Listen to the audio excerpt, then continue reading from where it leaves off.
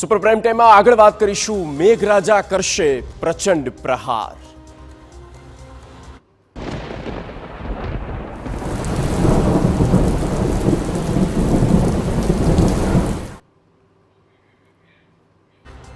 તો મેઘરાજા કરવા જઈ રહ્યા છે પ્રચંડ પ્રહાર। જી હા, ગુજરાતમાં મેઘરાજા જબરદસ્ત રીતે વરસવાના છે અને તેની શરૂઆત થવાની છે આવતીકાલથી, એટલે કે 25 તારીખે સમગ્ર ગુજરાતમાં આમ તો ભારેથી અતિ ભારે વરસાદ થવાનો છે, પણ સૌથી વધારે હોય તો તે છે ઉત્તર ગુજરાત અને મધ્ય ગુજરાત, કારણ કે એક સાથે ત્રણ સિસ્ટમ જ્યારે સક્રિય થાય છે અને રાજસ્થાનથી એ સિસ્ટમ જ્યારે ગુજરાત તરફ આવતી હોય ત્યારે સ્વાભાવિક કે ઉત્તર ગુજરાત અને મધ્ય ગુજરાત વધારે ગમરોળાય। 26 જુલાઈની વાત કરવામાં આવે તો 26 જુલાઈએ પણ ભારેથી અતિ ભારે વરસાદ રહેવાનો છે। આગામી 7 દિવસ માટે આ આગાહી આપવામાં આવી છે। 7 દિવસ ભારે રહેવાના છે ગુજરાતમાં। આ તારીખો આપ જોઈ લો, યાદ રાખી લો। 27મી જુલાઈ છે, આ દિવસે પણ ગુજરાતના 33 જિલ્લા ગમરોળાવાના છે।